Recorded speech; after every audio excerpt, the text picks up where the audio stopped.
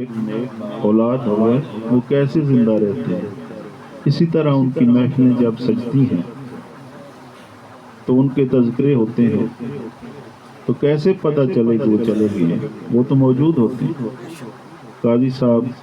बरादरान को अल्लाह ताला अजर अजीम अता फरमाए कि जो कोई भी मौका हाथ से जाने नहीं देते, तो आज उनके वालिद ग्रामी का ये उर्स मुबारक हो रहा है, तो हम सब उसमें शामिल हैं और उन्हीं के तज़किरे हो रहे हैं। तो चंद इशार मैं आपके सामने पेश करता हूँ कि खिदमत बाप दी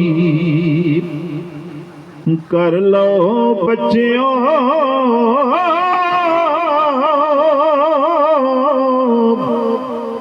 ते पाक नबी फरमाया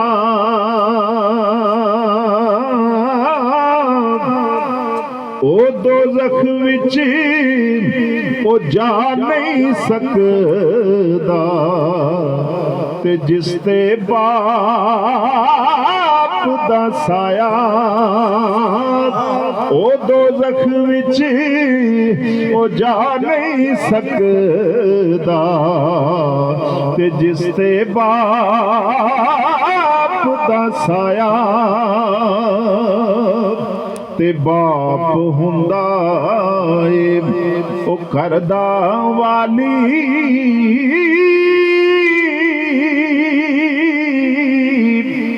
ते बच्चियां दा रखवाला, डोलन देंदा ओ नहीं जग्यों ते बाप कर मां वाला, डोलन देंदा ओ नहीं जग्यों ते बाप कर मां वाला। ते बाप दे हुंदिया ओ फिक्र न काई,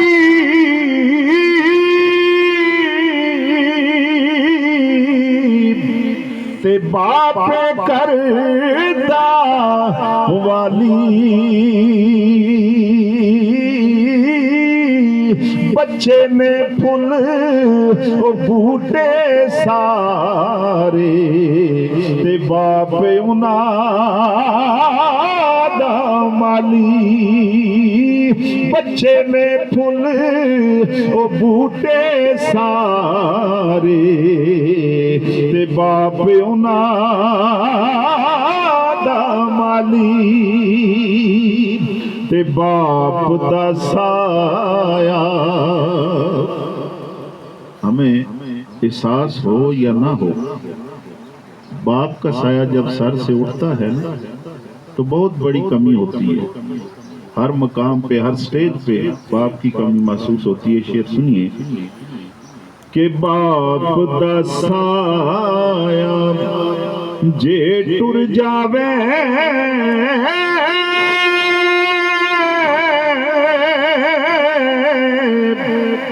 ते पल्ले कुछ नहीं रहिंदा, बाप है जेड़ा ओ हस हस जग ते दुख बच्चियां दे सहंदा, बाप है जेड़ा ओ हस हस जग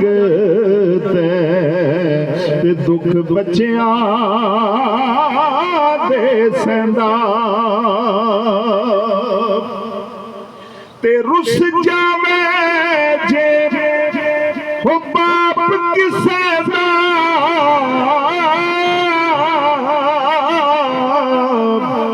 ते रब उस तो रुस जावे, जेड़ा बाप दी ओ खिदमत करदा, ते दो जग ते सुख पावे, ते पुत्र अज उदास फिर दे, ते बाप नजर ना आवे। बाजो बचिया ताई ते वेड़ा वड वड खावे ते तर जाते ने हो जेड़े दर्दी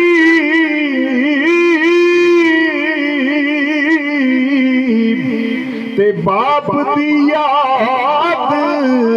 मनांदे बाप दी खिदमत ओ जो कर दे ने ते सिद्धे जन्नत जांदे।